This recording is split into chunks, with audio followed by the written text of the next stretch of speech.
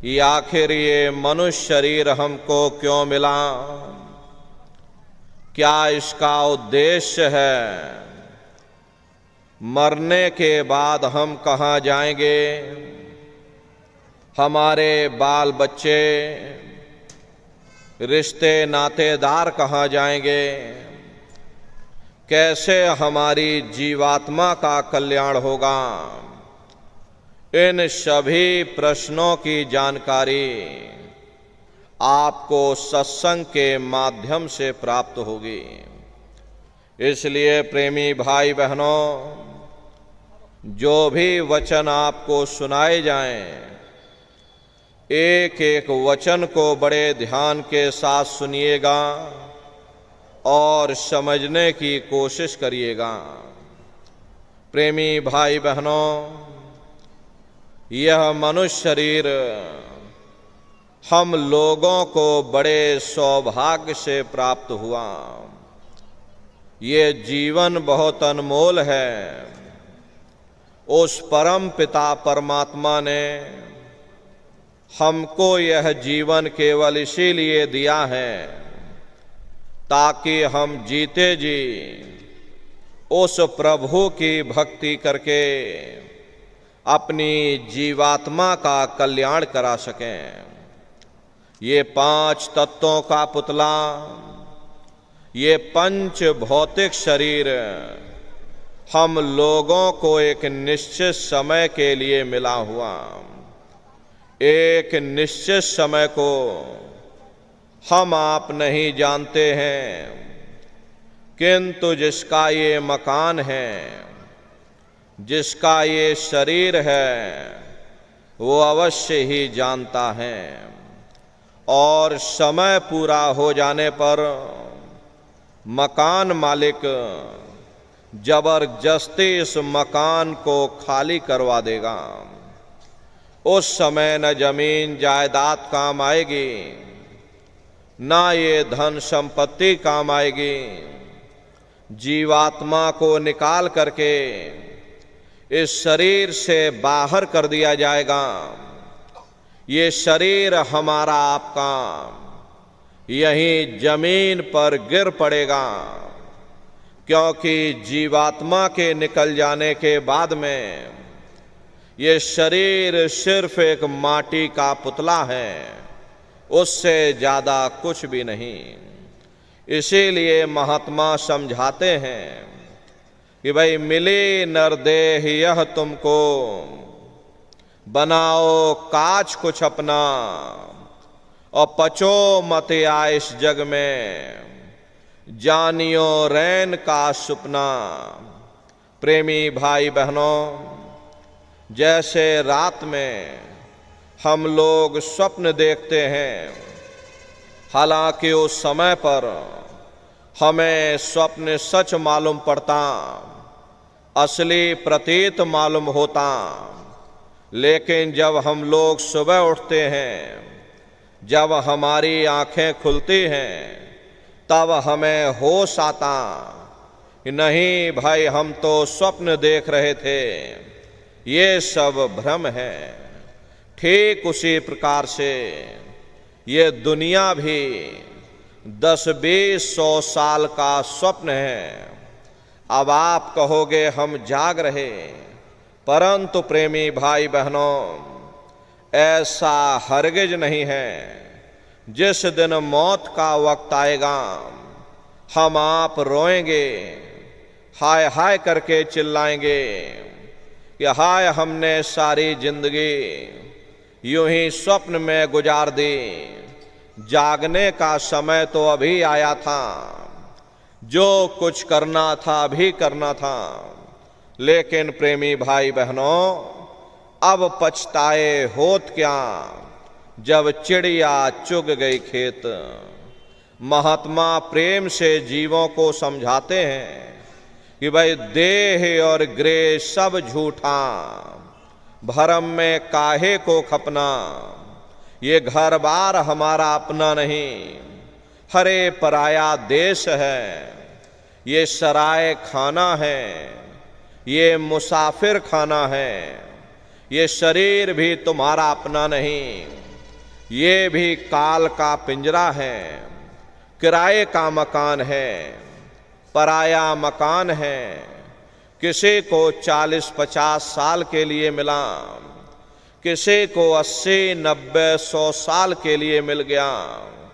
जितने जितने श्वास उस मालिक ने बख्शे हैं, उसे भुगतने के बाद में हमें शरीर को यहीं छोड़ जाना। श्वास दुधारा नित ही जारी, एक दिन खाली चाम। प्रेमी भाई बहनों, एक तालाब पानी से चाहे कितना भी क्यों ना भरा हो, आप एक छोटी सी नाली काट कर खोल दीजिए, तालाब में छोटा सा छेद कर दीजिए, तो सारा पानी ही तालाब से बाहर निकल जाएगा।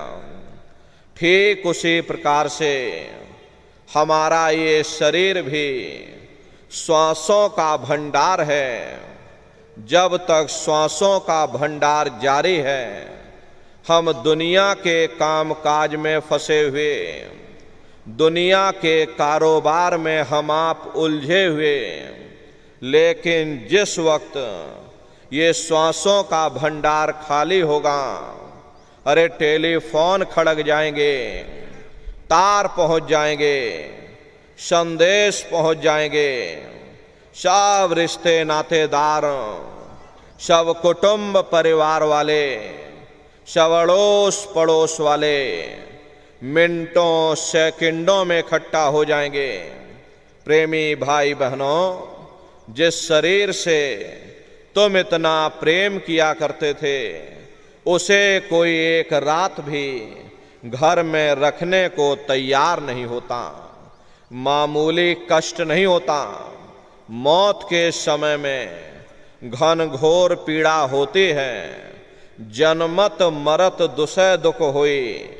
सहजो बाई ने बयान किया है कि सहजो मौत आईया, अंग अंग दिया तोड़, और हिया जरे छाती फटे, उठे पीर घन घोर।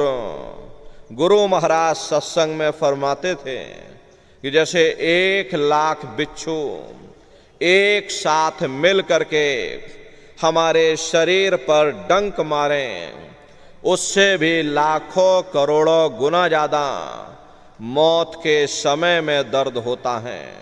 जब मृत्यु आती है तो किस तरह से प्राण निकलते हैं, प्राणों के निकलने की क्या प्रक्रिया होती है, पहले उसे आप अच्छी तरह से समझ लीजिए।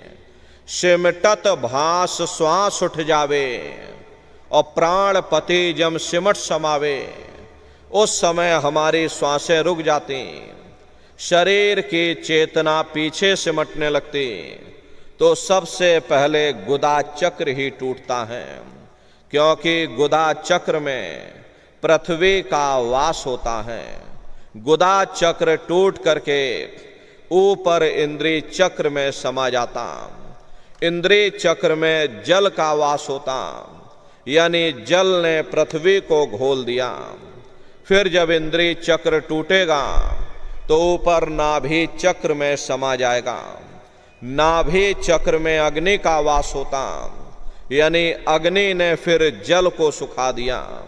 ये नीचे से सिमटाव होता है, नीचे से ऊपर की ओर सिमटाव होता। फिर जब ये नाभि चक्र टूटेगा तो हृदय चक्र में समा जाएगा।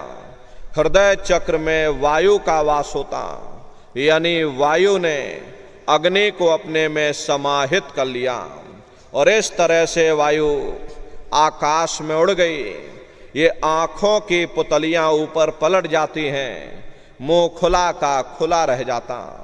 हरे महात्मा समझाते हैं कि भाई जब यह कर्म कला उपजावे और बुद्धि सुरत की आन दबावे, जब यह जीवात्मा पांचों तत्वों को लांग करके जल पृथ्वी अग्नि वायु आकाश पांचों तत्वों को लांग करके ऊपर आती है, तो काल दाढ़ में आन दवानी, और जब ढर के नैनन से पानी, जब काल अपनी दाढ़ में दबाता है उस समय नेत्रों से पानी निकलता, इंद्रियां टूट टूट करके चकनाचूर हो जाती, सब रिश्ते नातेदार खड़े रह जाएंगे, डॉक्टर वैद्य हकीम सब आपको घेरे रह जाएंगे, लेकिन उस समय आपको कोई बचा नहीं पाता। हरे यमदूत आते हैं, प्राणों की डोरी को तोड़ देते और जीवात्मा को खींच करके इस शरीर से बाहर कर दिया जाता। जैसे ही ये जीवात्मा शरीर से अलग हुई, ये शरीर हमारा मिट्टी हो जाता। फिर इस मिट्टी को एक रात अपने घर में कोई रखने को तैयार नहीं होता। अरे आपके कितने भी सगे संबंधी क्यों ना हो, खास नात रिश्तेदार क्यों ना हो, लेकिन एक रात कोई घर में मिट्टी रखने के लिए तैयार नहीं होते। कहते भाई जल्दी करो जल्दी करो, अब इनकी शक्ल देखने में हमको डर लग रहा, जल्दी से बाजार से कफन खरीद के लाओ, जल्दी से लकड़ियां खरीद के लाओ, जल्दी से चिता तैयार करो, इनको घर में से जल्दी से उठा ले जाओ, वहीं शमशान भूमि पर जला देना। ये जो घर में इनके कपड़े लत्ते पड़े हुए, हर इनके कपड़े लत्ते भी उठा ले जाओ, वहीं शमशान भूमि पर जला देना। जिस बिस्तर पर ये लेटे रहे, ये बिस्तर भी अशुद्ध हो गया, अब इनकी छुई हुई चीज हमको घर में एक नहीं चाहिए, इसलिए इनका बिस्तर भी उठा ले जाओ, वहीं शमशान भूमि पर जला देना। लेकिन उसने कोई सोने की अंगूठी पहनी होगी, उसे धीरे से उतार करके जेब में रख लोगे, बस वही एक अशुद्ध नहीं होगा और बाकी सब अशुद्ध हो जाएगा। हरे महात्मा कहते हैं कि भाई कुटुंब परिवार मतलब काम, बिना धन पास नहीं जाए। ये रिश्ते नातेदार, ये कुटुंब परिवार वाले, ये सब स्वार्थ के संगी साथी हैं। हरे प्रेमी भाई बहनों, आज तुम्हारी जेब में पैसा है तो साहब जैसे तैसे तुमसे रिश्तेदारियां कायम कर लेंगे, लेकिन आज जेब खाली हो जाए तो कोई किसी को याद करने वाला नहीं। 13 दिन बाद 13वीं मना दोगे, लड्डू पूड़ी पकवान बना करके खिला दोगे, फिर जाने वाले को कोई याद नहीं करता। अभी बूढ़े बुजुर्गों से पूछा जाए कि क्या तुमको तुम्हारे माँ बाप की याद आती है, तो कहेंगे भाई नहीं आती। अरे क्यों नहीं आती? तुम्हारे माँ बाप थे, तुमको पाला पोसा बड़ा किया, खुद बेचारे भूखे रहे, मौका दिया था। जब ये माँ के घर में उल्टे लटके हुए थे, सिर इनका नीचे था और पैर इनके ऊपर थे, उस समय इन्होंने मुझसे प्रार्थना की थी कि हे मालिक मुझे एक बार मौका दे दो, मुझे एक बार ये मनुष्य शरीर दे दो, हम भजन करेंगे, भक्ति करेंगे, हम अपनी जीवात्मा का कल्याण करेंगे। तो मैंने इनकी प्रार्थना को स्वीकार कर लिया और इनको मैंने ये मनुष्य शरीर दे दिया और कह करके मैंने भेजा था कि भाई ये मनुष्य शरीर ये किराए का मकान है, ये तुम्हारा अपना नहीं है। अगर ये तुम्हारा अपना होता तो हमेशा तुम्हारे पास रहता, ये तुम्हारा अपना नहीं, ये मैंने तुमको कुछ समय के लिए किराए का मकान दिया है। हाँ, तुम अपनी जीवात्मा को मेरे किराए के मकान में बैठा करके और मालिक की भक्ति करके अपनी जीवात्मा का कल्याण करा लेना। मैंने कुछ समय के लिए तुम सबको ये किराए का मकान दिया है, जब समय पूरा होगा मैं अपने सिपाहियों को भेजूंगा, उस समय पर तुम मेरे मकान को खाली कर देना। लेकिन इतना ध्यान रखना कि जैसा साफ सुथरा मैंने तुमको ये किराए का मकान दिया, वैसा ही साफ सुथरा तुम मुझको वापस लौटाना। लेकिन इस किराए के मकान में बैठ करके इन्होंने अच्छे बुरे कर्म कर डाले, मेरे किराए के मकान को इन्होंने अपने कर्मों से गंदा कर दिया, इसलिए कर्मों की सजा इनको मिलेगी। ले जाओ इनको फलाने नरक में डाल दो। अरे महात्मा कभी झूठ नहीं बोलते। महात्माओं ने जब साधना किया और साधना करके जब ऊपर गए और ऊपर जा करके जब उन्होंने नरकों का हाल देखा तो हमारी आपकी जानकारी के लिए उन्होंने धर्म ग्रंथों में लिख दिया कि लोह के खम्भ तपत के माही, और जहां जीव को ले चिपटाई वहां लोहे के खंबे अग्नि से धधक धधक कर लाल हो रहे। ऐसे खोटे जीवों को उन खंभों में चिपटाया जाता। जीव हाय हाय करके तड़फता है। तड़फ तड़फ जीव जुलम बुखारी, और तपत खम्भ दुख उपजे भारी। असहनी वेदना होती, असहनी दुख दर्द होता। जीव वहां रोता और चिल्लाता रहता। वहां कोई तुम्हारी पुकार सुनने वाला नहीं, कोई तुम्हारी दर्द भरी आवाज को सुनने वाला नहीं। हरे नर नारियों, ये दुर्दशा क्यों हो गई? क्योंकि हम लोग मनमुखी हो गए, मन के कहे पर चलने लग गए। मन के कहे पर चल करके अच्छे बुरे कर्म करने लग गए। कर्मों का ये जखीरा अंबार के अंबार हमने अपने सिर पर लाद लिए। आज उन्हीं कर्मों का भोग पा रहे। हरे महात्मा कहते हैं कि भाई नर के अनेक अन्योर हैं, कहाँ लग कहूँ बखान, और दुख भोगते यह जीव जो जाने जो भोग समान। कहते भाई एक नरक नहीं, ऐसे वहां पर अनेकों अनेक नरक बने हुए। अलग अलग खोटे पाप कर्मों के वहां पर अलग अलग नरक बने हुए। ये जीव अपने अपने कर्म के अनुसार अनंतों अनंत युगों तक, वर्षों की बात नहीं कर रहे, अनंतों अनंत युगों तक जीव नरकों की यातनाओं को भोगता रहता। और नरकों की यातनाएं भोगने के बाद में इसी जीवात्मा को सीधे मनुष्य शरीर नहीं दिया जाता, बल्कि से 4 खान 84 लाख योनियों में डाल दिया जाता। जैसे बच्चा होता है, बच्चा पहले कक्षा 1 पास करेगा, फिर कक्षा 2 में जाएगा। ऐसे ही वहां पर भी पूरा चैनल बना हुआ।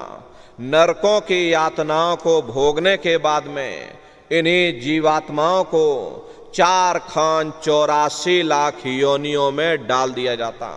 प्रेमी भाई बहनों, ये 4 खान 84 लाख योनियां ये कोई मामूली योनियां नहीं होती। 4 खान का मतलब होता है अंडज पिंडज उपमज स्थावर। ये 4 खाने होती हैं। पहली श्रेणी इन पेड़ पौधों की आती, जिनके अंदर पानी का तत्व मौजूद होता है। कभी ये भी मनुष्य हुआ करते थे, लेकिन आज अपने कर्मों का भोग पा रहे एक जगह पर बेचारे खड़े हुए। दूसरी श्रेणी कीड़े मकोड़ों की आती है, जिनके अंदर पृथ्वी और अग्नि का तत्व मौजूद होता है। तीसरी श्रेणी पंछियों की आती, चौथी चौपाए जानवरों की आती, और 5वीं स्वयं इंसान की आती, जिसके अंदर 5 तत्व जल पृथ्वी अग्नि वायु आकाश 5 तत्व मौजूद होते। प्रेमी भाई बहनों, ये 4 खाने हैं। इनकी अलग अलग कुल 84 लाख योनियां होती हैं। अब आप पेड़ पौधों को देखिए तो ये नीम का पेड़ अलग है, पीपल का पेड़ अलग है, छौकर का पेड़ अलग है।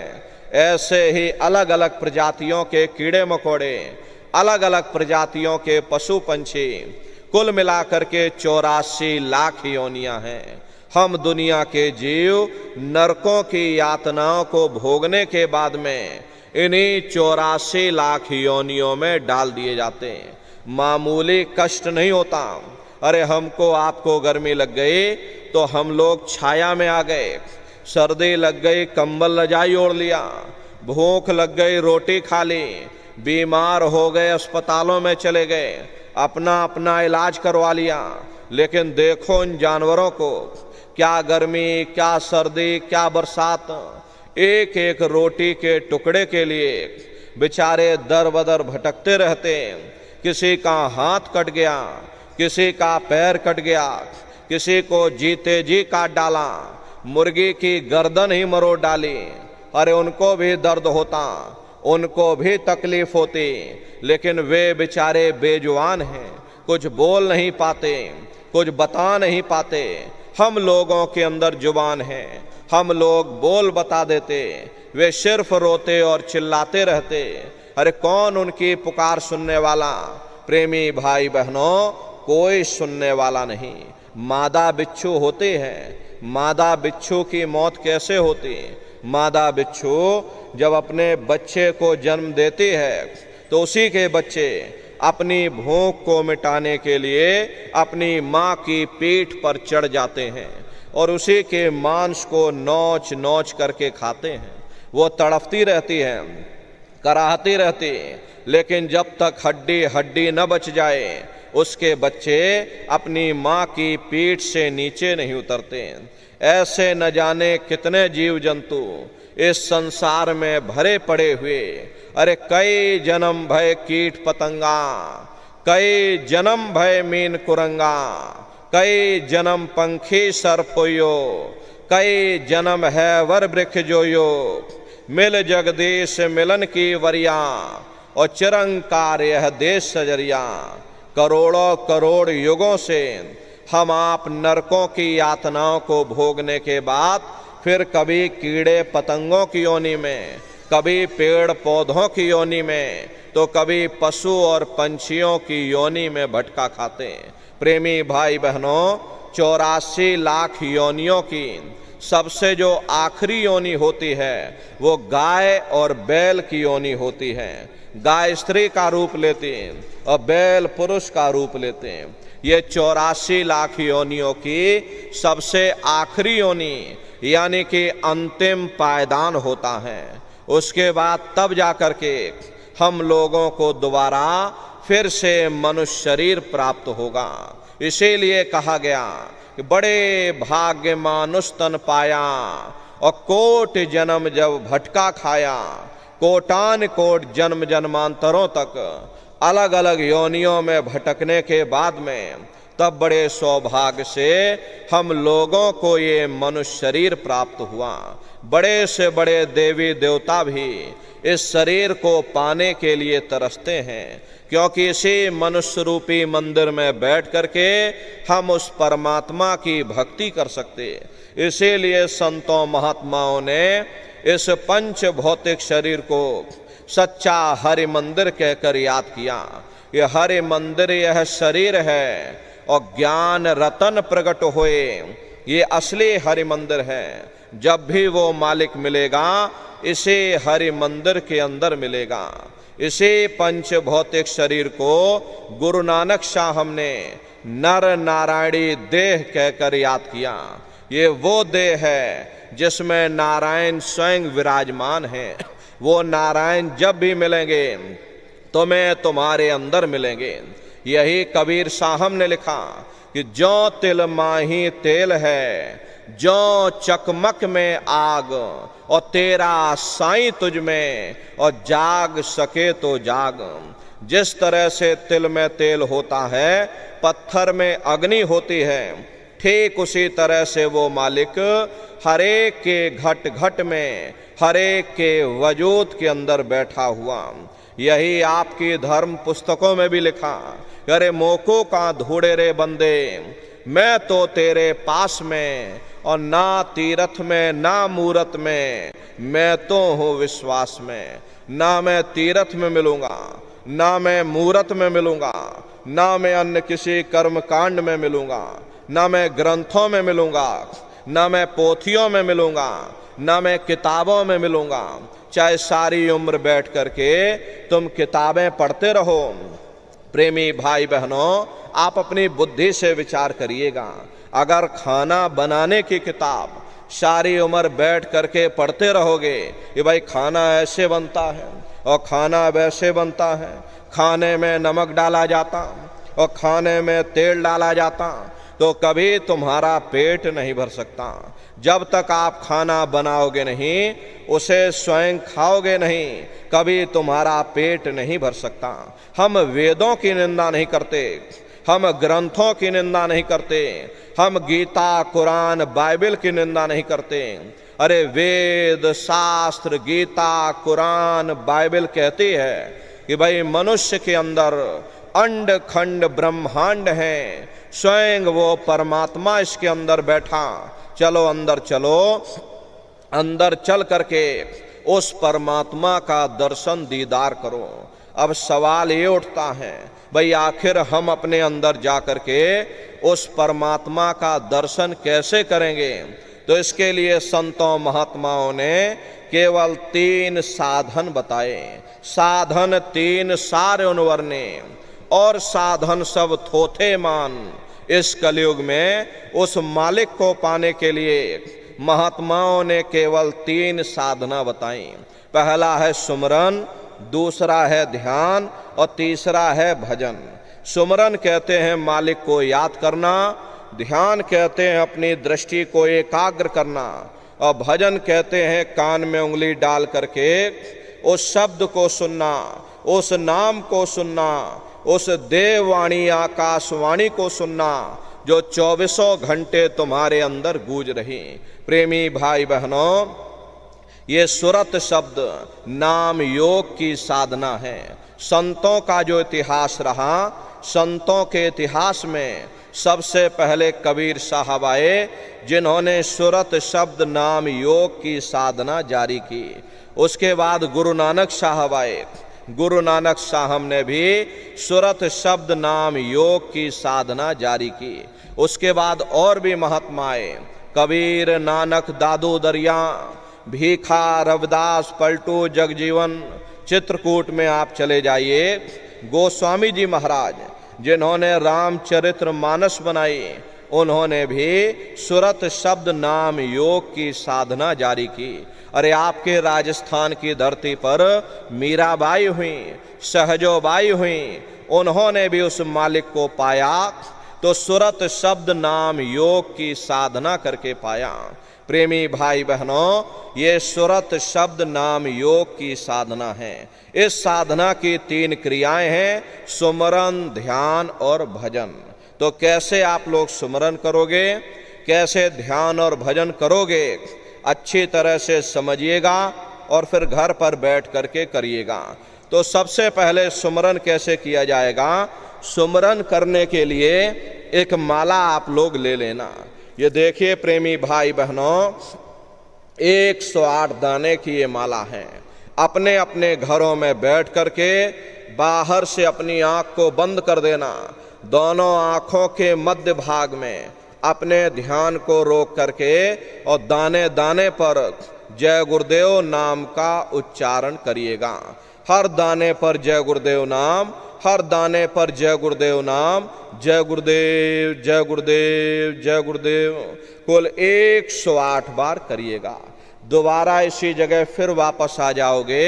जब आप जय गुरुदेव नाम का उच्चारण करोगे तो दोनों आंखों के मध्य भाग में अपने ध्यान को रोक करके और दाने दाने पर जय गुरुदेव नाम का उच्चारण करिएगा।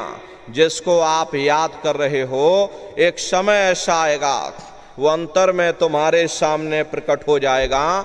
उसके स्वरूप को देख लेना, फिर उसी के स्वरूप को याद करके जय गुरुदेव नाम का सुमरन सभी नए प्रेमी भाई बहन करिएगा। दूसरी बार फिर यहीं से जय गुरुदेव नाम का सुमरन, तीसरी बार फिर यहीं से जय गुरुदेव नाम का सुमरन। इस तरह से कुल 8 बार जय गुरुदेव नाम का सुमरन सभी नए प्रेमी भाई बहन करिएगा। 8 बार करने के बाद ये माला आप रख देना। प्रेमी भाई बहनों, ये जय गुरुदेव नाम किसी साधारण इंसान का नाम नहीं, ये स्वयं उस सनामी महाप्रभु का नाम है। समय समय पर संत महात्मा अपने अपने समय पर आकर के अपनी साधना के द्वारा उस मालिक के नाम को जगाते हैं, उस मालिक के नाम को सिद्ध करते हैं। जैसे कबीर साहब आए, उन्होंने साहिब नाम सिद्ध किया। गुरु नानक साहब आए, उन्होंने वाहे गुरु नाम सिद्ध किया। गोस्वामी जी महाराज आए, उन्होंने राम नाम सिद्ध किया। मीराबाई आई, उन्होंने गिरधर नाम सिद्ध किया। इसी तरह से हमारे गुरु महाराज जय गुरुदेव नाम सिद्ध करके गए। जय गुरुदेव नाम का जहाज लगा कर गए। अगर इस जहाज पर सारी दुनिया बैठेगी, ये जहाज सारी दुनिया को पार करेगा। नए जीवों के लिए नामदान की प्रक्रिया को और सरल से सरल किया गया। वरना बहुत से पुराने पुराने प्रेमी हैं, और अगर उनसे पूछ लिया जाए कि भाई जरा नाम रूप स्थान गाजे बाजे बता दो, तो वो तक भूल जाते। इतने पुराने हो करके आज तक याद नहीं कर पाए, तो बड़ा भारी दोष लगता है। इसीलिए नए जीवों के लिए ये रास्ता और सरल से सरल किया गया, ताकि चाहे बूढ़े बुजुर्ग हों, चाहे बगैर पढ़े लिखे लोग हों, चाहे बच्चे बच्चियां हों, आसानी से आप लोग समझ जाओ और सुमरन ध्यान भजन कर सको। एक है साध है सब सद है, सब साध है सब जाए। पहले अपने गुरु की उंगली पकड़ लो, क्योंकि गुरु तुम्हारा सच्चा रहबर है। अरे गुरु गोविंदो खड़े काके लागो पाई, और बलिहारी गुरु आपने जिन गोविंद दियो बताई। महिमा उन्हीं की है जिन्होंने गोविंद को लखा दिया। इसीलिए कहा जाता है कि गुरुर ब्रह्मा गुरुर विष्णु गुरुर देवो महेश्वर, और गुरुर साक्षात पर ब्रह्मा तस्मै श्री गुरुवे नमः। इसलिए प्रेमी भाई बहनों, जय गुरुदेव नाम का सुमरन सभी नए प्रेमी भाई बहन सबसे पहले करिएगा। सुमरन करने के बाद में फिर आप ध्यान पर बैठिएगा।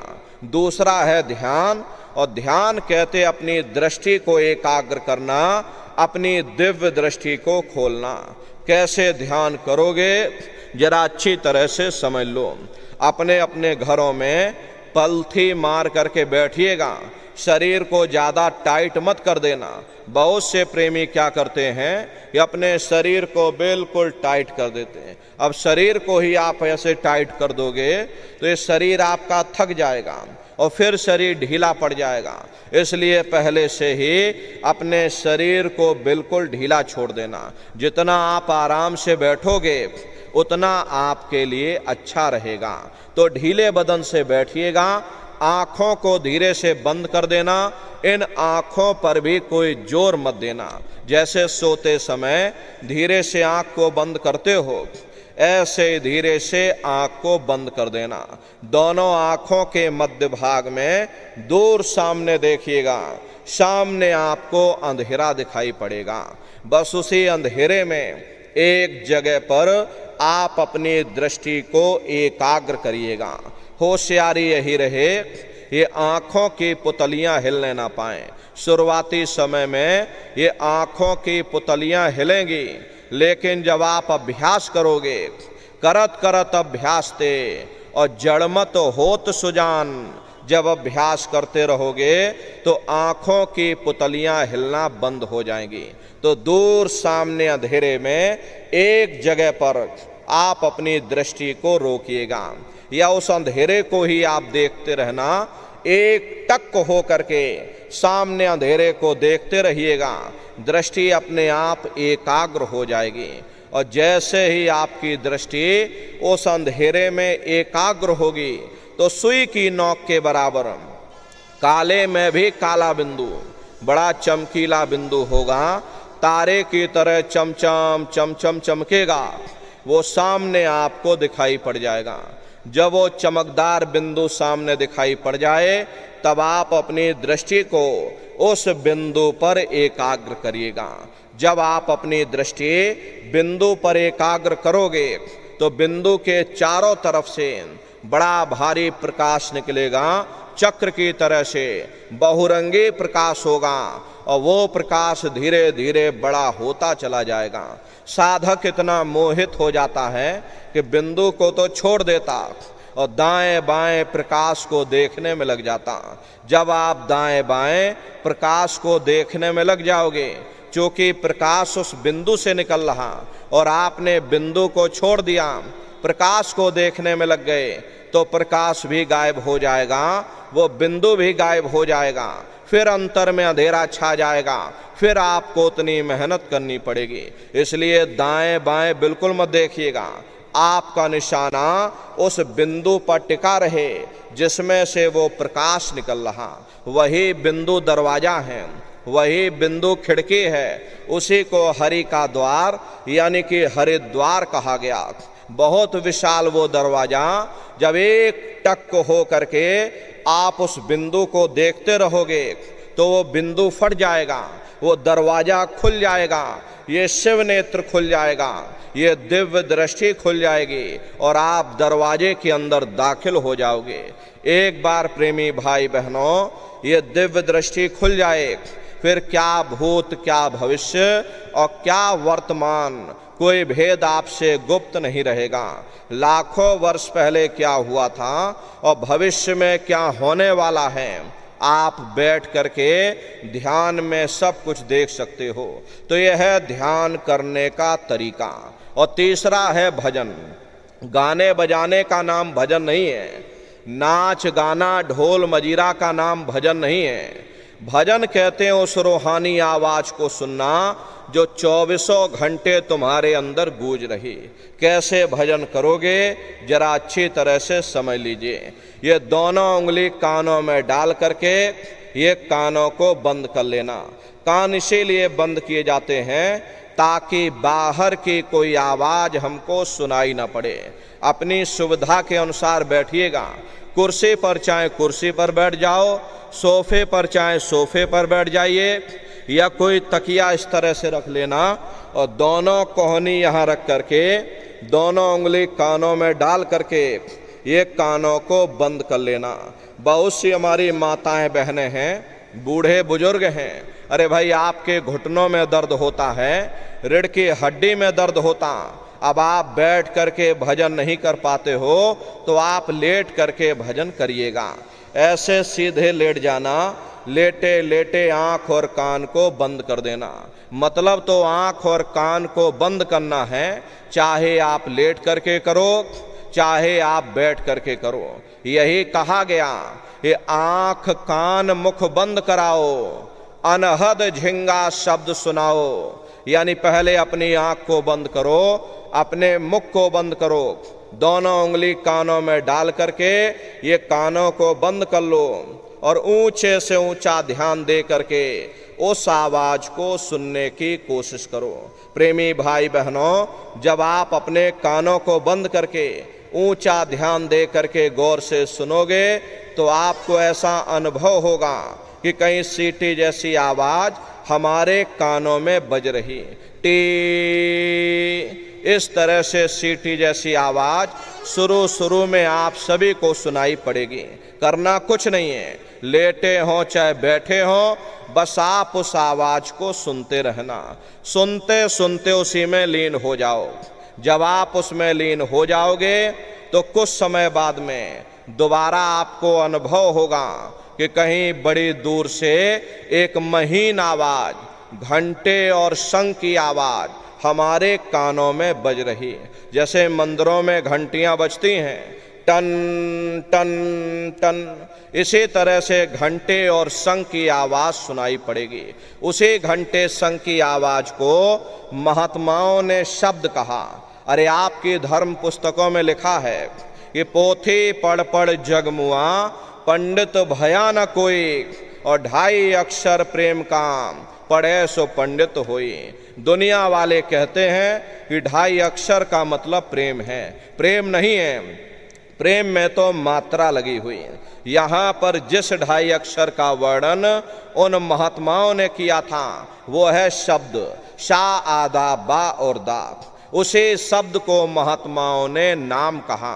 कलयुग केवल नाम यधारा, सुमेर सुमेर नर उतरहि पारा।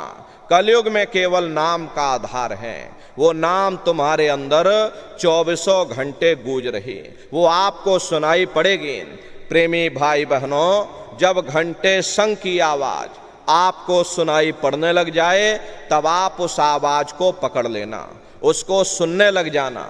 जब आप उसको सुनने लग जाओगे तो वो आवाज धीरे धीरे बढ़ना शुरू होगी और बढ़ते बढ़ते इस कदर बढ़ेगी कि आपके रोम रोम में घंटे और शंख की आवाज गूंजने लग जाएगी। बड़ी घनघोर आवाज होती है, बड़ी मधुर वो आवाज होती। ये जो दुनिया के आप संगीत सुनते हो, उस रूहानी संगीत के सामने ये दुनिया के संगीत कुछ नहीं है। जब आप उस रूहानी संगीत को सुनोगे, इतना भारी आनंद आपके ऊपर छा जाएगा, इतनी खुशी आपको होगी, ऐसा नशा आपके ऊपर चढ़ जाएगा, इतना आप उस आवाज में खो जाओगे कि आप सारी दुनिया को भूल जाओगे। प्रेमी भाई बहनों, शंकर भगवान को वही नशा चढ़ा था। शंकर भगवान कोई गांजा भांग नहीं पीते थे। ये तो हमने आपने शंकर भगवान को भी बदनाम कर दिया कि शंकर भगवान गांजा भांग पीते थे तो चलो हम भी गांजा भांग पिएंगे। लेकिन ऐ नर नारियों, शंकर भगवान ने कभी गांजा भांग नहीं पिया। शंकर भगवान जिस नशे में लीन रहते थे, वो नाम का नशा था, वो ध्यान का नशा था, वो भक्ति का नशा था। जब आप उस आवाज को सुनोगे तो आपको भी वो नशा चढ़ जाएगा, क्योंकि उस आवाज में चुंबक है। जब आप उस आवाज को सुनोगे तो वो आवाज आपको अपनी ओर खींचेगी, और जब खिंचाव होगा तो जीवात्मा का फैला हुआ प्रकाश ये 9 दरवाजों से सिमटने लगेगा। अब ये 9 दरवाजे कौन कौन से हैं? देखो प्रेमी भाई बहनों, अच्छी तरह समझिएगा, ये बहुत बड़ा विज्ञान है। दुनिया का विज्ञान जब समाप्त हो जाएगा तो ये विज्ञान प्रारंभ होगा। तो 9 दरवाजे कौन कौन से हैं? 2 आँख, 2 कान, 2 नाक के सुराख, 1 मुंह और 2 मलमूत्र का रास्ता। ये शरीर के 9 दरवाजे हैं। सबसे पहला दरवाजा गुदा चक्र आता है। गुदा चक्र में गणेश जी वास करते हैं। गणेश जी वहाँ के मालिक हैं। ये 4 दल का कवल है। यहाँ पर पृथ्वी तत्व पाया जाता, उसके ऊपर इंद्रिय चक्र आता है। इंद्रिय चक्र में ब्रह्मा जी वास करते हैं। ये 6 दल का कवल है। यहाँ पर जल तत्व पाया जाता, उसके ऊपर ये नाभि चक्र आता है। नाभि चक्र में विष्णु जी वास करते हैं। ये 8 दल का कवल है। यहाँ पर अग्नि तत्व पाया जाता, उसके ऊपर ये हृदय चक्र आता। हृदय चक्र में शिव जी वास करते हैं। ये 12 दल का कवल है। यहाँ पर वायु तत्व पाया जाता। अरे वास तो वो ऊपरी मंडलों में करते हैं, लेकिन उनका प्रकाश, उनकी किरणें इन चक्रों पर पड़ती हैं। उसी के ऊपर एक कंठ चक्र आता है। यहाँ पर आद्या महाशक्ति की किरणें पड़ती हैं, और ये 16 दल का कवल है। और आप सबसे ऊपर, तुम्हारी जीवात्मा सबसे ऊपर दोनों आँखों के मध्य भाग में बैठी है, जहाँ पर देवियाँ बिंदी लगाती हैं और पुरुष जहाँ पर टीका लगाते हैं। ये बिंदी और टीका यहाँ पर हम लोग इसीलिए लगाते हैं क्योंकि यहीं पर हमारी जीवात्मा बैठी है, उसका श्रृंगार किया जाता है। तो 10वां द्वार है जहाँ पर तुम्हारी जीवात्मा बैठी हुई। इसी 10वें दरवाजे पर बैठ करके ये जीवात्मा अपने प्रकाश को 9 दरवाजों में फैलाती है, जिससे आपका ये शरीर चलता है, आपके हाथ और आपके पांव चलते हैं। जब आप भजन करोगे और घंटे शंख की आवाज को सुनोगे तो उस आवाज में चुंबक है, वो आवाज आपको अपनी ओर खींचेगी। और जब खिंचाव होगा तो जीवात्मा का फैला हुआ प्रकाश ये 9 दरवाजों से सिमट करके यहीं 10वें दरवाजे पर इकट्ठा हो जाएगा। और जैसे ही यहाँ पर इकट्ठा हुआ, तुरंत शब्द जीवात्मा को खींच करके इस शरीर से बाहर कर देगा। फिर आप अपनी आंखों से देखिएगा कि हमारा शरीर ये है और हम ये खड़े। आप अपने शरीर से अलग हो जाओगे। जैसे चिड़िया होती है, चिड़िया घोंसले से निकल करके आसमानों की उड़ान भरती है, शाम को फिर अपने घोंसले में आ जाती है। ऐसे ही तुम्हारी ये जीवात्मा इस शरीर रूपी घोंसले से निकल करके ब्रह्मांडों की सैर करेगी, देवी देवताओं के दर्शन करेगी, राम और कृष्ण के दर्शन करेगी और घूम करके फिर अपने शरीर रूपी घोंसले में वापस चली आएगी। प्रेमी भाई बहनों, ये ब्रह्मा विष्णु महादेव जिनकी सारी दुनिया पूजा करती है, आप सभी लोग ब्रह्मा विष्णु महादेव की पूजा करते हो, लेकिन कभी आपने ये पता नहीं लगाया भाई जिनकी हम पूजा कर रहे हैं आखिर ये हैं कौन, ये कहाँ पर रहते हैं, ये क्या काम करते हैं, और इनके माँ बाप कौन हैं, राम कौन है, कृष्ण कौन है, ईश्वर कौन है, ब्रह्म कौन है, पार ब्रह्म कौन है, ये कहाँ पर रहते हैं। तो जरा संक्षिप्त में आप समझिएगा, क्योंकि अगर हम इसका वर्णन करेंगे तो लाखों वर्ष लग जाएंगे, एक लोक का वर्णन नहीं कर पाएंगे, इतने विशाल लोक ऊपर बने हुए। इसीलिए संक्षिप्त में आपको हम बता रहे हैं कि किन किन मंडलों को पार करते हुए तुम्हारी ये जीवात्मा अपने 5वें मंडल पर यानी कि सचखंड में पहुंचेगी। प्रेमी भाई बहनों, जब आप भजन करोगे और घंटे शंख की आवाज को पकड़ लोगे और उस आवाज को पकड़ करके जब आप शरीर रूपी घोंसले से बाहर निकल जाओगे तो उसी घंटे शंख की आवाज को पकड़कर ये जीवात्मा ब्रह्मांडों की चढ़ाई करती है। पलक झपकते यह जीवात्मा खरबों जोजन ऊपर चली जाती। ये सूरज चांद सितारों को पार करने के बाद सबसे पहले जो आपको लोक मिलेगा उसे महात्माओं ने शिवलोक कहा। शिवलोक तमोगुणी स्थान है, वहाँ के मालिक शिव जी हैं, वो पार्वती जी के साथ उस लोक में विराजमान हैं। शिव जी का दर्शन करने के बाद फिर जब आप ऊपर चढ़ोगे उसी के ऊपर ब्रह्मा जी का लोक आएगा।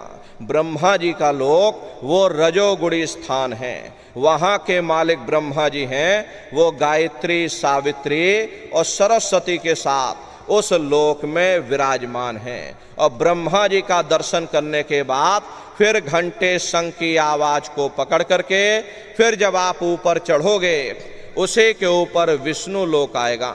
विष्णु लोक वो सतोगुणी स्थान है, वहाँ के मालिक विष्णु जी हैं, उनका बड़ा मनमोहक स्वरूप है। उनकी 4 भुजाएं हैं और चारों भुजाओं में शंख गदा पद्म और चक्र सुशोभित हैं, और आप क्षीर सागर में लक्ष्मी जी के साथ विराजमान हैं। ये तीनों देवता ब्रह्मा विष्णु और महादेव अपने अपने लोक में बैठ करके राज कर रहे। एक रचयिता है जो जीवों को रचता है, एक पालनहार है जो जीवों को पालता है, और एक संहार करता जो जीवों को नष्ट कर देता। इनकी जो माता हैं वो आद्या महाशक्ति हैं। ब्रह्मा विष्णु महादेव लोक के ऊपर वो आद्या महाशक्ति का लोक आता है, और उसी लोक को पार करने के बाद सबसे पहला देश पड़ता है, या यूँ कह लीजिए कि पहली राजधानी पड़ती है, जिसे महात्माओं ने सहस दल कवल कहा।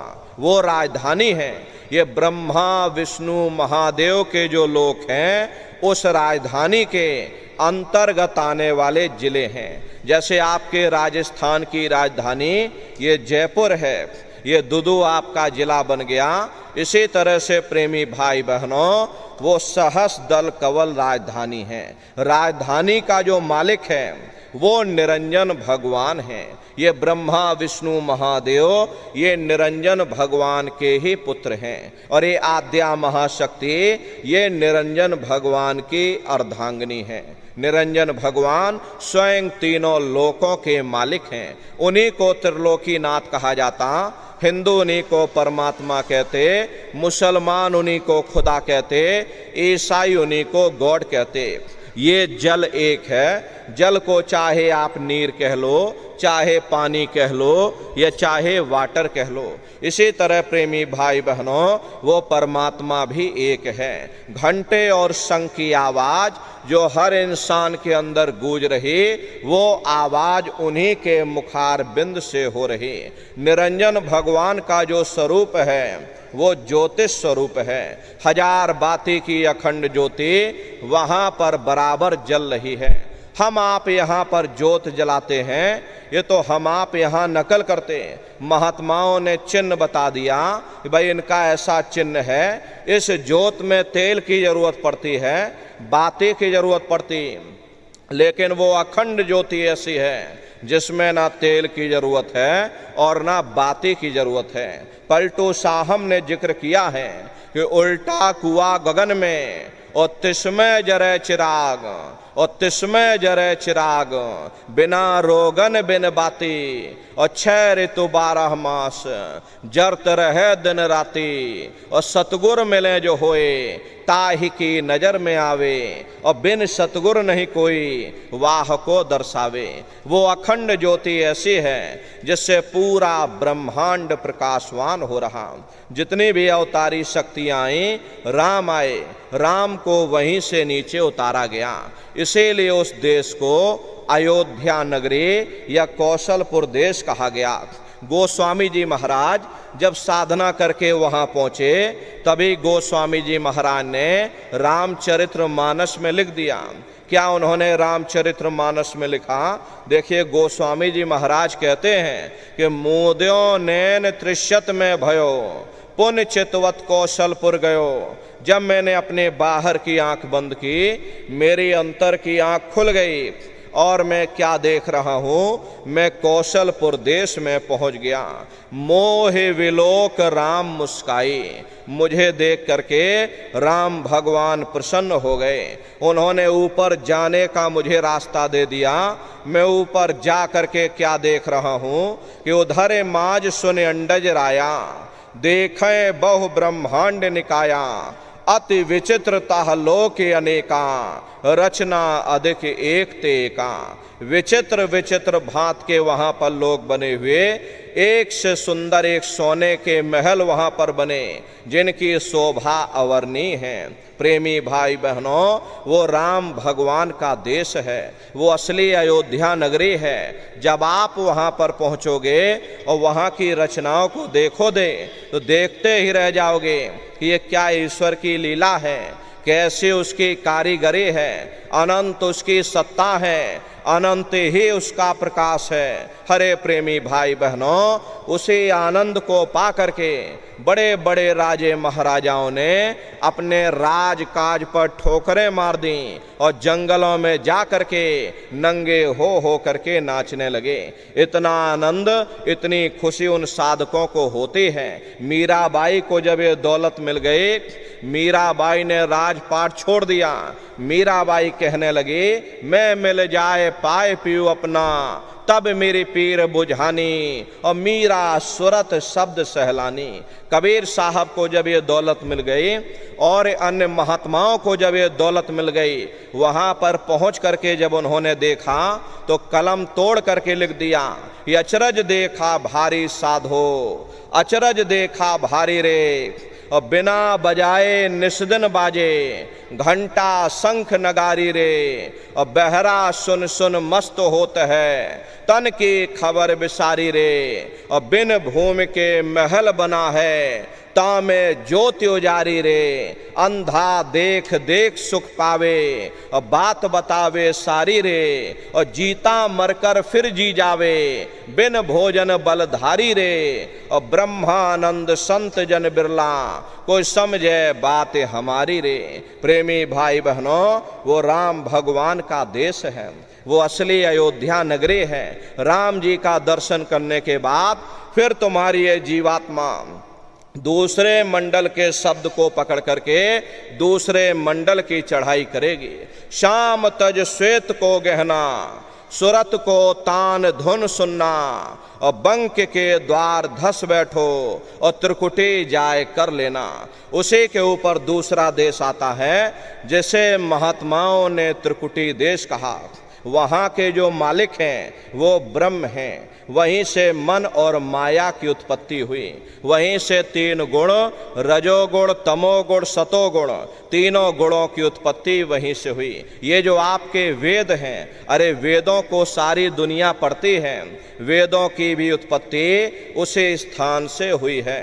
महात्मा कहते हैं कि त्रिकुटी महल में विद्या सारा, घन हर गरजे बजे नगारा, और लाल वरण सूरज उजियारा। वहां पर दो धुनें, बादलों की गर्जन और मृदंग की आवाज उस लोक में गूंजती रहती है। जैसे पहले स्थान पर राम भगवान के देश में घंटे और शंख की आवाज होती है, ऐसे ही दूसरे मंडल पर यानी कि ब्रह्म के देश में बादलों की गर्जन और मृदंग वहां पर बजता रहता। ओम का जाप बराबर वहां होता रहता। ब्रह्म का जो स्वरूप है लाल वरण सूरज उजियारा। ये सूरज कुछ नहीं है, ऐसे लाखों लाख सूर्य इकट्ठे करोगे तो वहां का एक सूर्य बनेगा। प्रेमी भाई बहनों, ब्रह्म का जो स्वरूप है वो सुबह के लाल सूर्य के समान है, इसीलिए वहां का पूरा ब्रह्मांड लाल है। जहां तक आपकी निगाह जाएगी ब्रह्म देश में चारों तरफ आपको लाल ही लाल नजर आएगा। महात्मा जब साधना करके वहां पहुंचे तभी महात्माओं ने लिख दिया, लाली मेरे लाल की और जित देखूं त लाल, और लाली देखन में गई और मैं भी हो गई लाल। वो पूरा ब्रह्मांड ही लाल है। तो जितने साधक वहां पहुंच जाते हैं उन सभी को योगेश्वर कहा जाता है। जैसे व्यास जी हुए, वशिष्ठ जी हुए, वाल्मीकि जी हुए, इन सब की पहुंच वहीं तक थी। इसीलिए कहा गया कि वाल्मीकि भय ब्रह्म समाना। जब इनकी जीवात्मा वहां पहुंची और जब इन्होंने ब्रह्म का दर्शन किया तो इनका स्वरूप भी ब्रह्म के समान यानी कि ब्रह्म स्वरूप हो गया। तो जितने साधक वहां पहुंच जाते हैं उन सभी को योगेश्वर कहा जाता है। योगेश्वर भगवान श्री कृष्ण उसी देश में वास करते हैं। ये जो ब्रह्म देश है वो श्री कृष्ण भगवान का ही देश है और श्री कृष्ण भगवान वहीं पर रहते हैं। ये बाहर की जन्माष्टमी नहीं है जो आप लोग मनाते हो, ये तो आप नकल करते हो। महात्माओं ने कहा था भाई सही मायने में तुम जन्माष्टमी कब मनाओगे? जब तुम्हारी ये जीवात्मा पांच तत्व जल पृथ्वी अग्नि वायु आकाश और तीन गुण रजोगुण तमोगुण सतोगुण, पांच तत्व और तीन गुणों से परे हो करके ब्रह्म देश में पहुंच करके जब कृष्ण भगवान का दर्शन कर लोगे तब सही मायने में जन्म अष्टमी मनाई जाएगी। वहां कृष्ण भगवान का दर्शन करने के बाद फिर तुम्हारी ये जीवात्मा तीसरे मंडल के शब्द को पकड़कर तीसरे मंडल की चढ़ाई करेगी। आगे पहुंची सुन झंकार, ररंकार धुन सुनी पुकार, आगे श्वेत शून्य है भाई और मान सरोवर पैठ नहीं। उसी के ऊपर तीसरा देश आता जिसे महात्माओं ने शून्य देश कहा, उसी को रारंग देश कहा जाता, उसी को अक्षर और नेति कहा जाता। वहाँ के जो मालिक हैं वो रारंग पुरुष यानी कि पार ब्रह्म पुरुष हैं। वहाँ किंगरी और सारंगी दो धुनें उस लोक में गूंजती रहती है।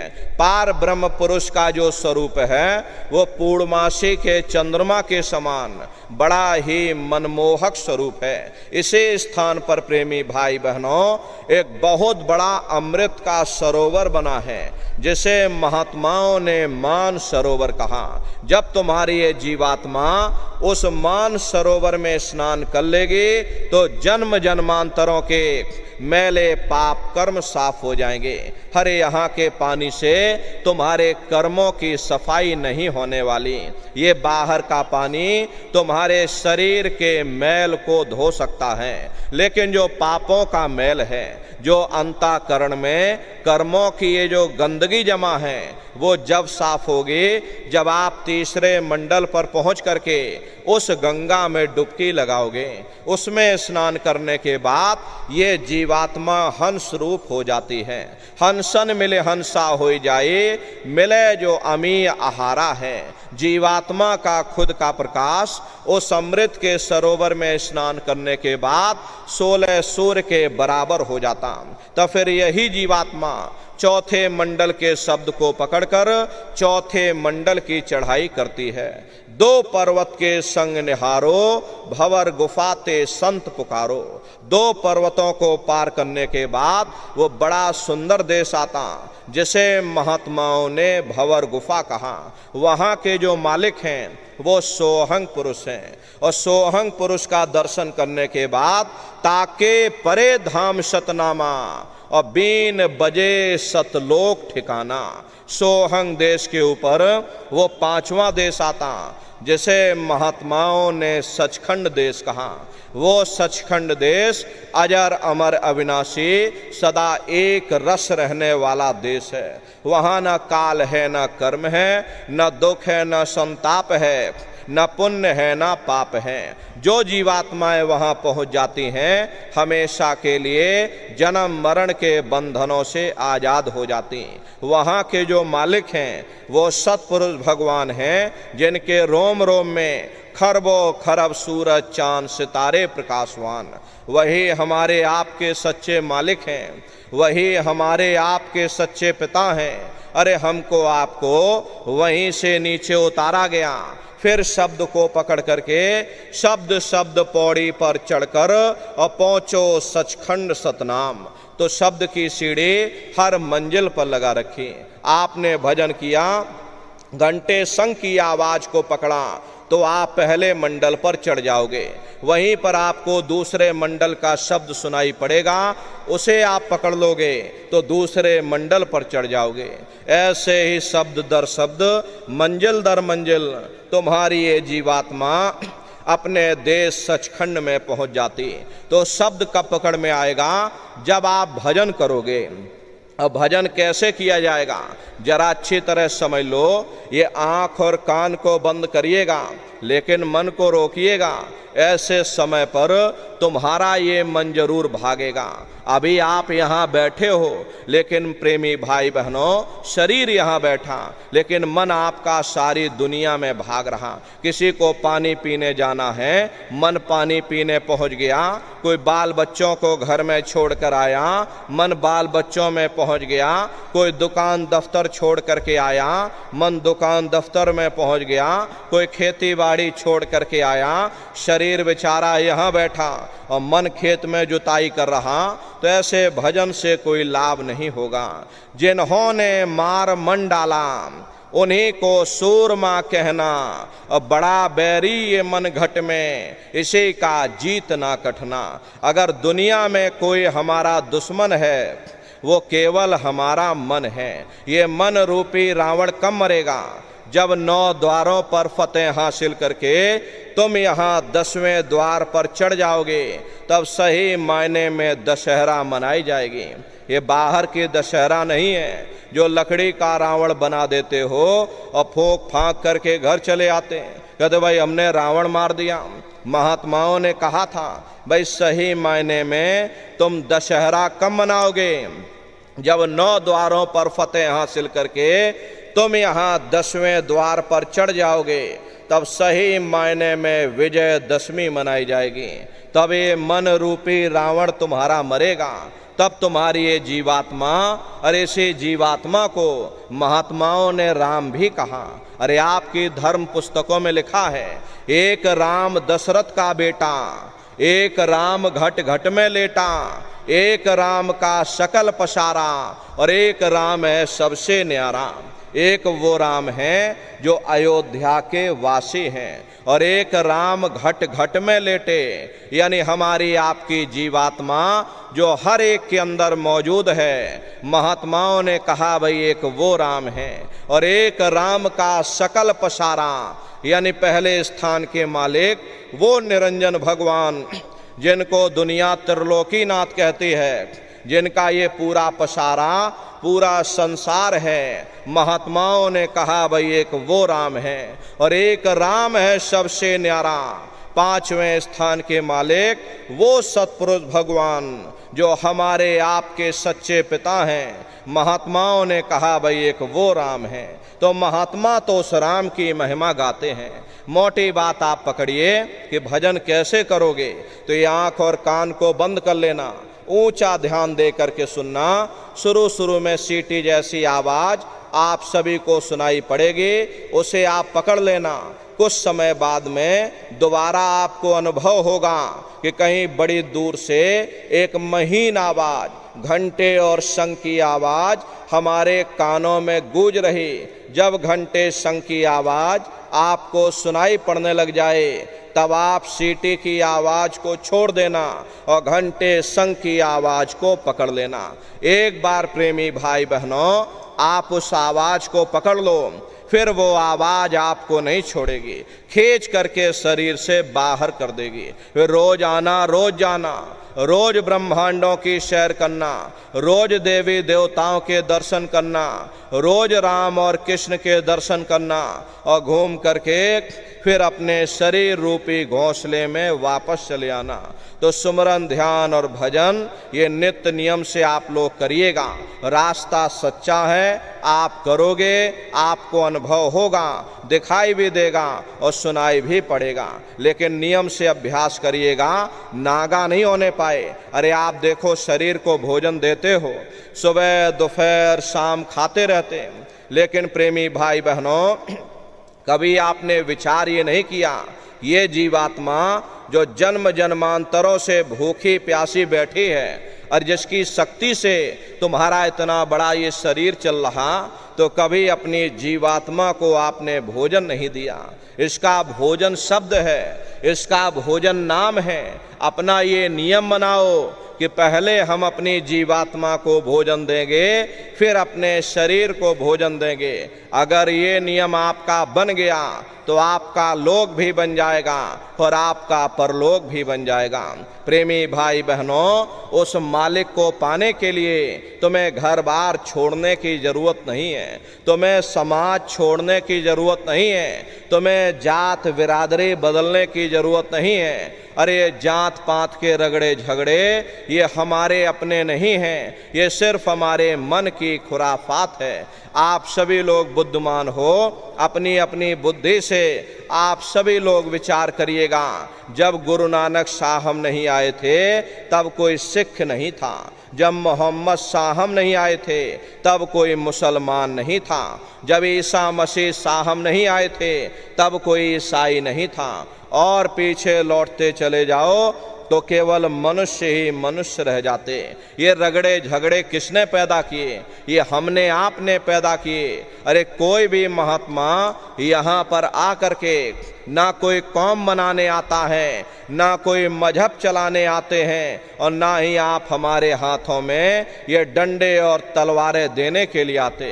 अरे आप तो सच्चा मार्ग, सनातन मार्ग समझाने के लिए इस धरा भूमि पर शरीर रूप में अवतरित होते हैं। हरे प्रेमी भाई बहनों, सुपच जात के भंगी थे, रैदास जी जात के हरजन थे, मीराबाई जात की छत्राणी थी। अगर वे सब उस मालिक को प्राप्त कर सकते हैं तो आप भी उस मालिक को प्राप्त कर सकते हो।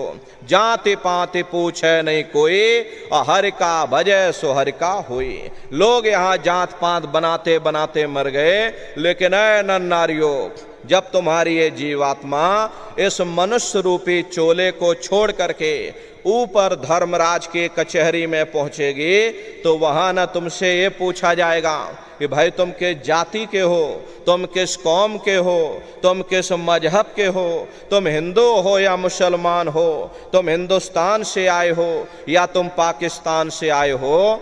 अरे वहाँ तुम्हारे कर्म देखे जाएंगे, भक्ति भाव देखा जाएगा, मालिक से मिलने का प्रेम और प्यार देखा जाएगा। इसीलिए महात्मा समझाते हैं, भाई मालिक को पाने के लिए तुम्हें जात बिरादरी बदलने की जरूरत नहीं है, तुम्हें समाज छोड़ने की जरूरत नहीं है, तुम्हें घर परिवार छोड़ने की जरूरत नहीं है, तुम्हें बाल बच्चे छोड़ने की जरूरत नहीं है, तुम्हें साधु सन्यासी और बाबा बनने की जरूरत नहीं। अरे भाई तुम अपने अपने घर परिवार में रहो, अपने अपने बाल बच्चों के साथ रहो, अपने अपने समाज में रहो, समाज की रीत नीति के अनुसार रहो, मेहनत और ईमानदारी से काम करो और 24 घंटे में घंटा 2 घंटा अपनी जीवात्मा के कल्याण के लिए सुरत शब्द नाम की कमाई यानी सुमरन, ध्यान और भजन करिएगा।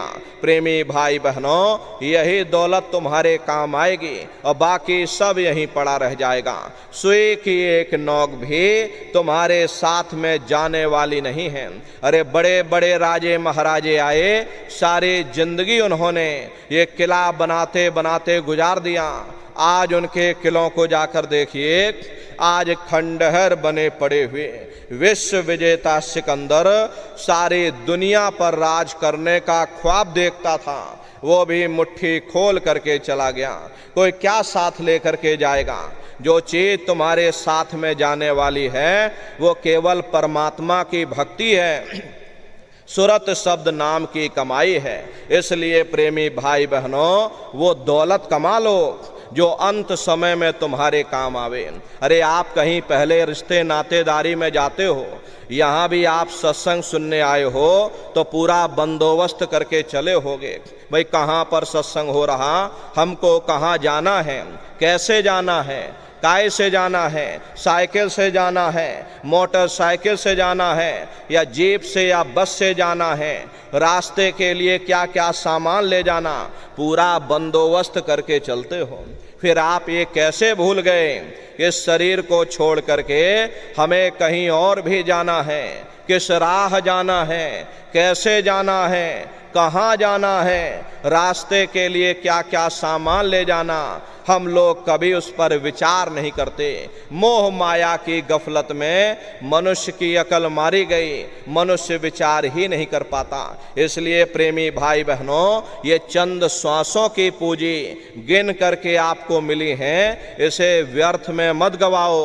अपने कीमती समय और श्वासों की पूंजी को व्यर्थ में बर्बाद मत करो। वो दौलत कमा लो जो अंत समय में तुम्हारे काम आवे, वरना ये समय तुम्हारा निकलता जा रहा, ये श्वासों की पूंजी दिन प्रतिदिन कम होती जा रही। एक समय ऐसा आएगा ये बुलबुला तुम्हारा फूट जाएगा, न जाने दोबारा ये मनुष्य शरीर मिले ना मिले, भटकते रह जाओगे युगों युगों के लिए नरकों और चौरासियों में। इसलिए प्रेमी भाई बहनों, अहो भाग्य है आपका, आपको ये मनुष्य शरीर मिल गया। इस मनुष्य रूपी मंदिर में बैठ करके वो आत्म धन कमा लो, वो रूहानी खजाना कमा लो, जिससे तुम्हारी जीवात्मा का कल्याण हो जावे। तो सुमरन, ध्यान और भजन नित्य नियम से आप लोग करिएगा और सभी लोग शाकाहारी रहना, क्योंकि हमारे गुरु महाराज ने शाकाहार पर विशेष जोर दिया।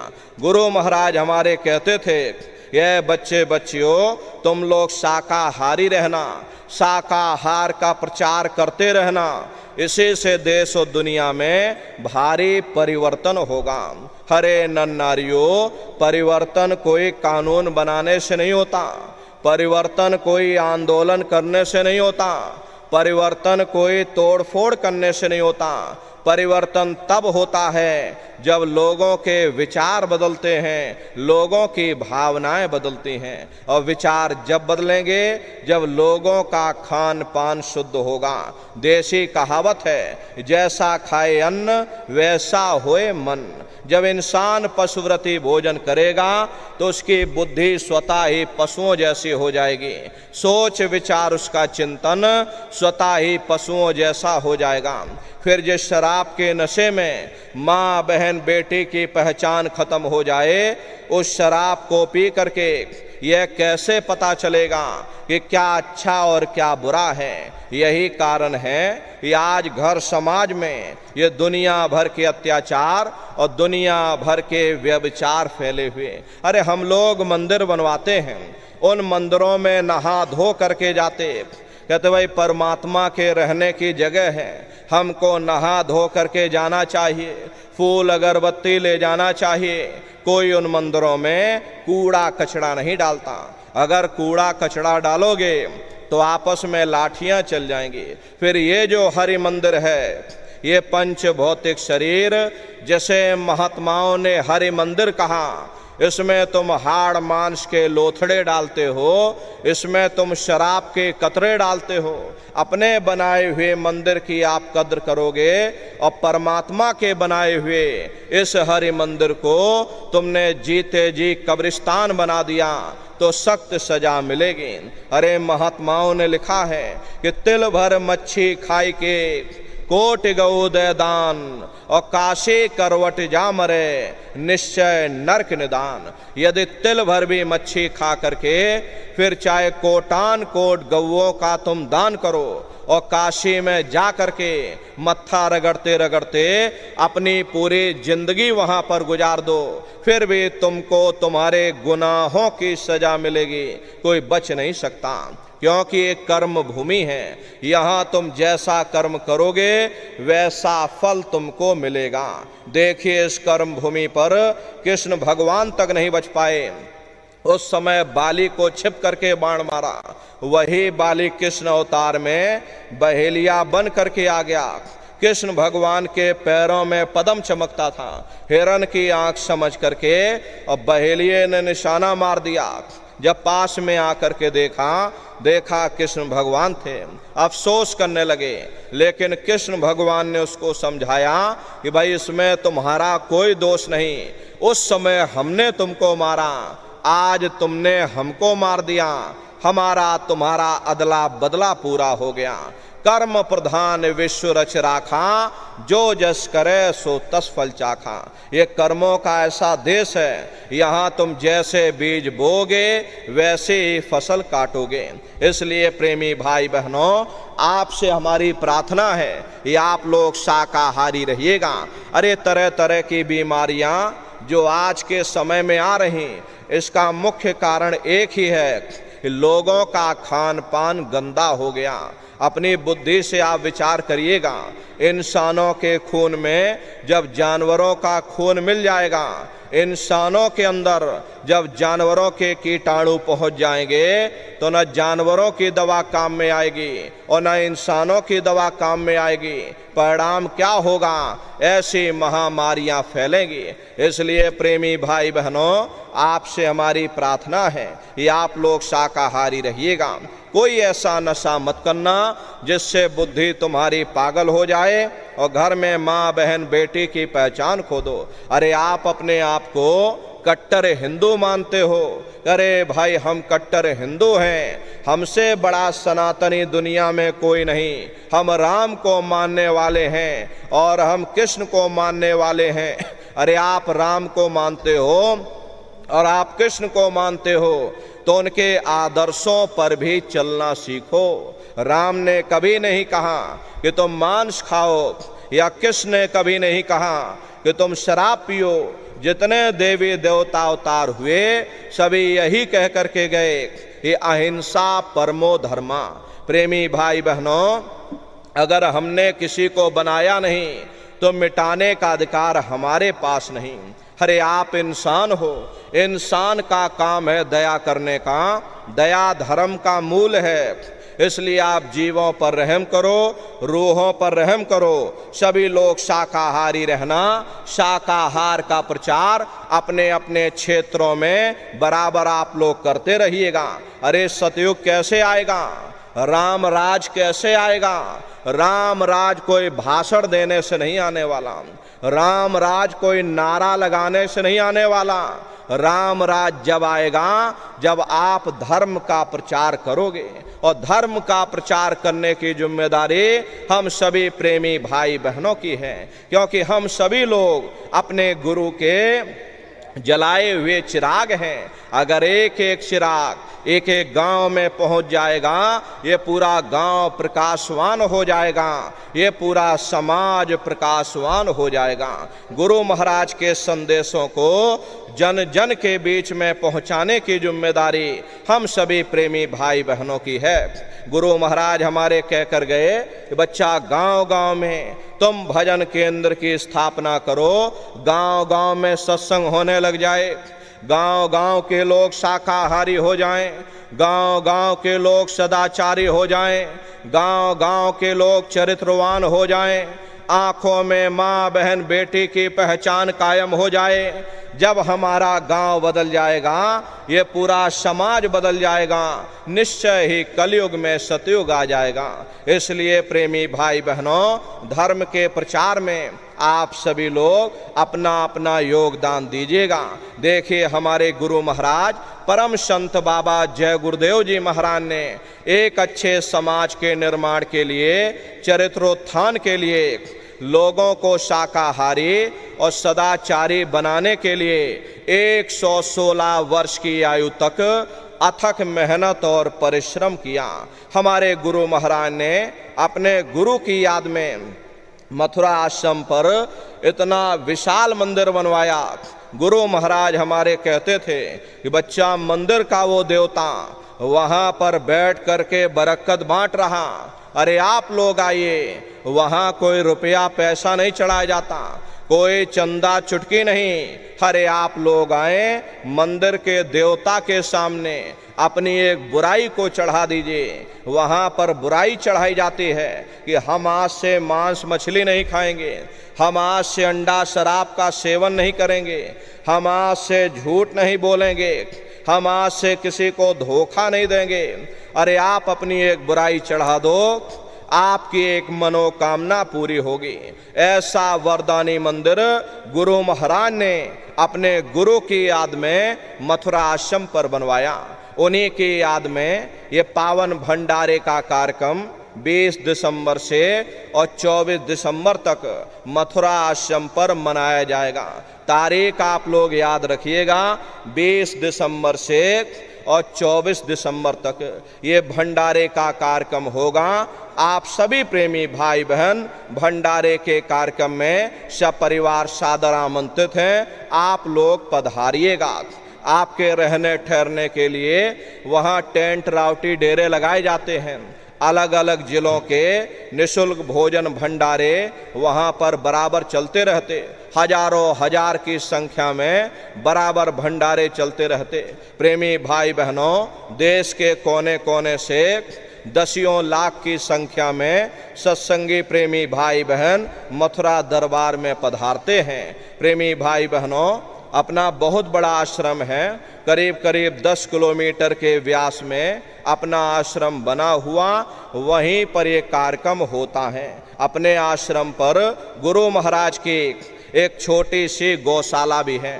गुरु महाराज के पास में कुल 2 गाय थीं।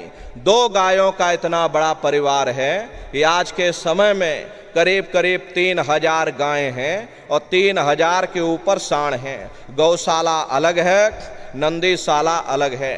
किसी को बाहर नहीं भेजा जाता, क्योंकि गुरु महाराज हमारे कह कर गए कि बच्चा, इनको यहीं रखना, यहीं सेवा पानी करना। अगर बाहर भेज दोगे लोग मार देंगे, काट देंगे। इसीलिए चाहे गाय हो या चाहे बैल हो, हमारे यहाँ किसी को बाहर नहीं भेजा जाता। गायों के लिए अलग से गौशाला है और सांडों के लिए अलग से नंदीशाला है। उसी के बगल में अपना एक बहुत बड़ा विद्यालय भी है, जिसमें करीब प्रेमी भाई बहनों 2,500 से 3,000 बच्चे निःशुल्क विद्या अध्ययन करते हैं। कॉपी किताब पढ़ाई लिखाई बिल्कुल निःशुल्क है। उसी के बगल में अपना बहुत बड़ा अस्पताल है। आप पधारिएगा। प्रेमी भाई बहनों, ये भंडारे का कार्यक्रम 20 से 24 दिसंबर तक होने जा रहा। इस भंडारे के कार्यक्रम में सपरिवार सादर आमंत्रित हैं। आप लोग पधारिएगा। अपने अपने बच्चों को भी साथ में लेकर के आया करिए। हम लोग ये सोचने लगते हैं, अरे बच्चों को क्या करेंगे ले जाकर, ये बच्चे छोटे हैं, अरे इनको घर में रहने दो, इनको पढ़ाई लिखाई करने दो, अभी इनकी पढ़ाई लिखाई की उम्र है। ये सत्संग सुनना, ये भजन पूजा पाठ करना, ये तो हम लोगों का काम है। इन बच्चों को घर पर पढ़ने लिखने दो। प्रेमी भाई बहनों, बस यहीं पर हम आप धोखा खा जाते। अरे पढ़ाई लिखाई जरूरी है, हम ये बात आपकी मानते हैं कि आज के समय में शिक्षा बहुत जरूरी है। अरे हमको भी गुरु महाराज ने पढ़ाया लिखाया, लेकिन प्रेमी भाई बहनों, पढ़ाई लिखाई के साथ साथ अच्छे संस्कार भी जरूरी हैं। और संस्कार कोई एमए बीए की डिग्री करने से नहीं पड़ जाते हैं, संस्कार कोई डिप्लोमा करने से नहीं पड़ते। अगर एमए बीए की डिग्री करने से बच्चों के अंदर संस्कार पड़ गए होते तो हिंदुस्तान में इतने वृद्धाश्रम न खोले गए होते। अरे संस्कार पढ़ेंगे महात्माओं के वचनों से, संस्कार पढ़ेंगे सत्संग के माध्यम से। ये बच्चे देश के भविष्य हैं, इन बच्चों के अंदर अच्छे संस्कार डालना ये समय की बहुत बड़ी मांग है। प्रेमी भाई बहनों, आज के समय में बच्चों के अंदर संस्कारों की कमी देखी जा रही, वरना पहले के समय में अकेले माँ बाप अपने 4-4 बच्चों को पाल लेते थे, लेकिन आज के समय में वही 4-4 बच्चे, वही एमए बीए और डिग्री और डिप्लोमा किए हुए बच्चे अपने माँ बाप को रोटी नहीं खिला पा रहे। शादी हो जाती है, घर परिवार बांट करके रख दिया, जमीन जायदाद बांट करके रख दी, चूल्हा चौका बांट करके रख दिया, यहाँ तक कि माँ बाप को भी बांट करके रख दिया। 10 दिन तुम हमारे घर में छोड़ दो और 10 दिन बाद तुम अपने घर में ले जाना। प्रेमी भाई बहनों, ये संस्कारों की बहुत बड़ी कमी है। ऐ माताओं बहनों, ये बच्चे तुम्हारी धरोहर है, ये बच्चे तुम्हारे जीवन की पूंजी हैं। अपनी पूंजी को संभाल करके रखिएगा। इन बच्चों को आप बचपन से तैयार करिए, इनको आप अच्छी शिक्षा देना, इनको अच्छे संस्कार देना, इनको शाकाहारी बनाना, इनको सदाचारी बनाना, इनको चरित्रवान बनाना, और इनको भी तुम राम और कृष्ण बना दो। यही बच्चे बड़े होकर के माँ बाप का नाम रोशन करेंगे, घर और समाज का नाम रोशन करेंगे। इसलिए प्रेमी भाई बहनों, अपने अपने बच्चों के साथ, इष्ट मिष्ट परिवार वालों के साथ आप सभी प्रेमी भाई बहन भंडारे के कार्यक्रम में सब परिवार सादर आमंत्रित हैं। आप लोग पधारिएगा। इसी के साथ देखो प्रेमी भाई बहनों, इस काफले का ये समापन इस पावन धरती पर हो रहा। गुरु महाराज की दया कृपा से 32 दिवसीय काफला आपके राजस्थान की धरती पर भीलवाड़ा जिले में करीब करीब हमारे 32 कार्यक्रम थे। तो प्रेमी भाई बहनों, गुरु महाराज की दया कृपा से बहुत बड़ा जागरण भीलवाड़ा की धरती पर हुआ। उसके बाद आपके यहाँ पर गुरु महाराज की दया कृपा से ही इस नई भूमि पर गुरु महाराज की दया से आज इसका समापन हो रहा। ये भी आपका ही आश्रम है, यहाँ पर अभी शिलान्यास किया जाएगा और गुरु महाराज की दया कृपा से बराबर यहाँ 11 तारीख को मासिक सत्संग होता रहेगा। अड़ोस पड़ोस में जितने प्रेमी भाई बहन रहते हैं, 11 तारीख को मासिक सत्संग यहाँ पर आपके यहाँ हुआ करेगा। बराबर आप लोग आते जाते रहिएगा। ये आपका आश्रम गुरु महाराज की दया कृपा से दूदू जिले में बन करके तैयार हो जाएगा। बगल में ये अपना पेट्रोल पंप भी है, मालिक की दया कृपा से इसका भी उद्घाटन हो गया। अब इसका शिलान्यास यहाँ पर हो जाएगा और इसका निर्माण कार्य शुरू हो जाएगा। बराबर 11 तारीख को, हर महीने की 11 तारीख को यहाँ पर कार्यक्रम होगा। यहाँ के जिम्मेदार प्रेमी भाई बहन हैं, आप लोग ध्यान रखिएगा। हर महीने 11 तारीख को यहाँ पर सत्संग होता रहे, इसका आप लोग विशेष ध्यान रखिएगा। प्रेमी भाई बहनों, हमारे साथ में चलने वाले काफले में सभी प्रेमी भाई बहन विभिन्न विभागों में चल रहे, जैसे कि हमारे साथ में प्रचारक लोग चल रहे, उन्होंने अपना बड़ा योगदान दिया, अपना घर द्वार छोड़ करके और साथ में चल रहे महीने भर से भंडारे के सेवादार हैं, उनका भी बहुत बड़ा योगदान रहा। लाउड स्पीकर के सेवादार हैं, बिजली विभाग के सेवादार हैं और अन्य विभागों के जितने भी सेवादार हैं, और हमारे साथ में युवा संगठन के बच्चे भी चल रहे, बहुत बड़ी सेवा उन्होंने की। साथ में जितने सेवादार चल रहे, ड्राइवर भाई बंधु चल रहे, जितने भी प्रेमी भाई बहन इस काफले में चल रहे थे, आप सभी को बहुत बहुत साधुवाद हैं। आपने एक अच्छे काम में गुरु महाराज के मिशन को आगे बढ़ाने के लिए इस आध्यात्मिक वैचारिक जन जागरण में अपना योगदान दिया। इसके लिए आप सभी प्रेमी भाई बहन